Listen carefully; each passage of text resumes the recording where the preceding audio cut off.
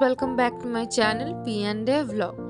অনেক দিন পর একটু নতুনত্ব খাবার খেতে ইচ্ছা করছে, তাই আজকে বানালাম কড়াই পনির। তো রেসিপিটা অবশ্যই তোমাদের সাথে শেয়ার করব, তার জন্যই আজকে আমি নতুন একটা ভ্লগ নিয়ে হাজির হয়েছি। আমি পারমিতা, চলুন দেখি কড়াই পনির বানাতে কি কি লাগছে। ফার্স্টেই আমি নিয়েছি 400 গ্রাম পনির, তারপরে কিউব করে কেটে রাখা লাগবে ক্যাপসিকাম আর পেঁয়াজ। এরপর আমি নেব হচ্ছে একটা গুঁড়ো মশলা, যেটা আমি নিজের হাতে বানাই। গুঁড়ো মশলায় লাগবে গোটা জিরে, গোটা ধনে, গোটা গোলমরিচ, গোটা শুকনো লঙ্কা, 2-4টে লবঙ্গ আর মৌরি।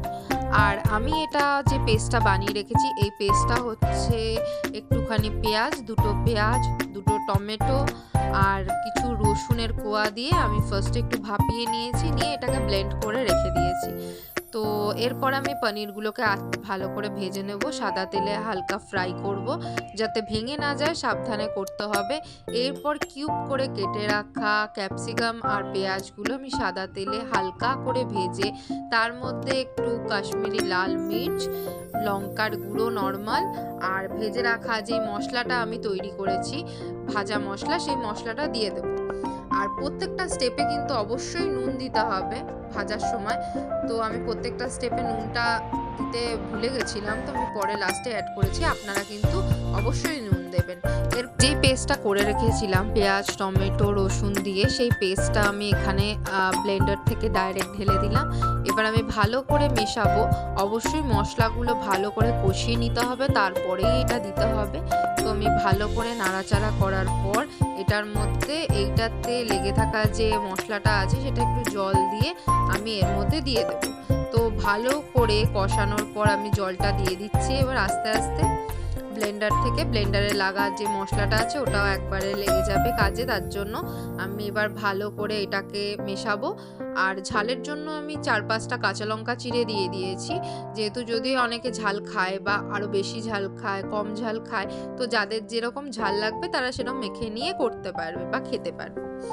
তো এরপর আমি একটুখানি ঢাকা দিয়ে রেখে দেবো এটাকে ভাপে সেদ্ধ হওয়ার জন্য। এখন কিন্তু আমি পনির দেবো না, পনিরটা আমি লাস্টের দিকে দেবো, না হলে পনিরটা প্রচণ্ড পরিমাণে নরম হয়ে যাবে। তো এবার আমি একটু তুলে দেখে নেব যে একটু মিষ্টি, নুন সব কিছু ঠিক আছে কিনা। তো এরপরে আমি আমার ভেজে রাখা পনিরগুলো দিয়ে দিলাম, দিয়ে নাড়াচাড়া করব ভালো মতন, যাতে গ্রেভির সাথে পনিরটা মিশে যায় মোটামুটি। তো একদমই খুবই হালকা হাতে করতে হবে, যাতে পনিরগুলো ভেঙে না যায়। তো এরপর আমি একটু কস্তুরি মেথি আর 1 কিউব বাটার এর মধ্যে মিশিয়ে দিয়েছি, দিয়ে আমি একটুখানি ঢাকা দিয়ে রাখবো ভাপে, যাতে একটুখানি সেদ্ধ হয় বা ফ্লেভারটা ভালোভাবে মিশে যায়। তো এখন প্রায় রেডি আমার রান্না।